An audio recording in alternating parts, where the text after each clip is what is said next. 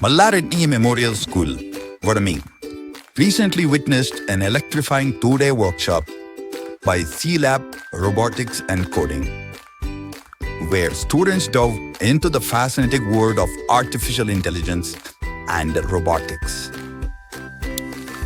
The workshop introduced the use of SAS and Arduino microcontrollers, enabling the students to build their very own line-following robots with precision and creativity.